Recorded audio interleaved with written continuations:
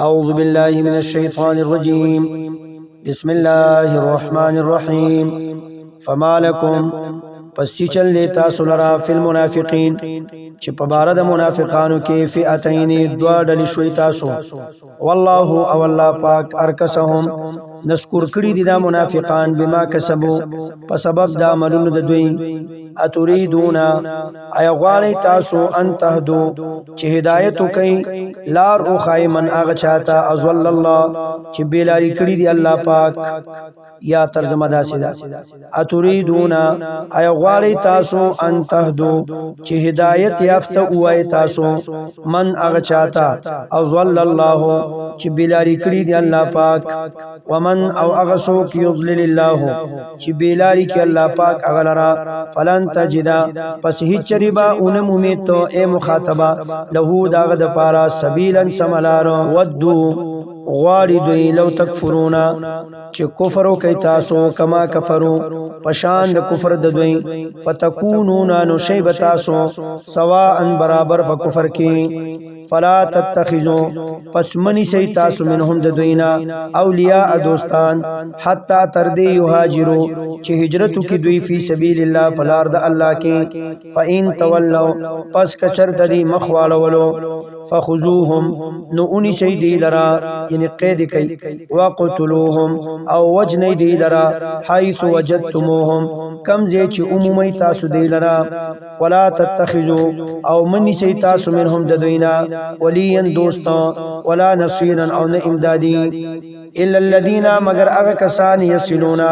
چې یوځی کیږي الی قوم د یو داسې قوم سره بینکم چې تاسو په منځ کې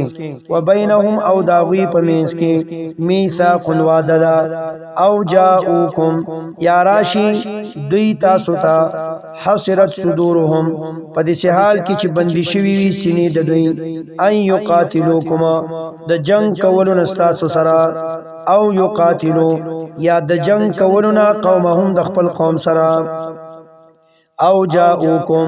یا راشی دوی تاسو ته حسرت صدورهم په دې حال کې چې بندي شوی وي سینې د دوی ان د دې خبرنا یقاتلوکم چې جنگ وکي تاسو سره او یا یقاتلو جنگ وکي دوی قومهم د خپل قوم سره ولو شاء الله او کچرته غختل الله پاک لسلطهم خامخا زور ور کړي به الله پاک دا منافقان علیکم پتا سبحانه فلقاتلوکم نو پس جنگ بکړي وي دوی تاسو سره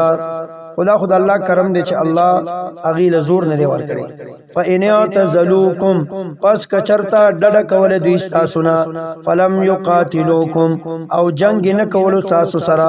والقوا او پیش کول الیکم تاسو ته السلام روغا فما جعل الله نو نه ګرځولې الله پاک لكم تاسو د پاره علیهم پدیبانی سبیلا سلار د جنگ ستجدونا زردا چې بیا بمومی تاسو آخرینا سنور منافقان یریدونا غواړي اغیدی ان یامنوکم چې په امن شي تاسو نه و یامنو او په امن شي قومهم د خپل قوم نه سم منافقان داسې دي چې هغه دا غواړي چې مسلمانانو نن په امن شي او د خپل قوم د جنگونو نن په امن شي دا خدای غیلی غوښتنه ده کلما ردو هر کله چې واپس کړی شي دوی راو بللی شي دوی ال الفتنه شرک تا اور کیسو نو نسکورول شي دوی فيها پاره کې کله چې د شرک ماحول شي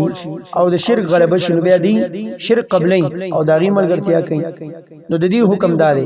فإن لم يعتزلوكم پس کچر د دې ډډ نه کول تاسو نه ويلقوا او ني پیش کولا الیکم تاسو ته السلام روغا ويكفوا او ني بندول ايديهم خپل لاسونه د جنگ تاسو نه فخذوهم نو اني سي دي لرا وقتلوهم او وجني دي لرا حيث تقفتموهم کم زي چې وصبر شستاسو بدیمانی و اولائکم او دق کسانو جعلنا گرزولی دی منگا لکم ستاسو دا پارا علیہم پدیبانی سلطانا مبینا دلیل خکارا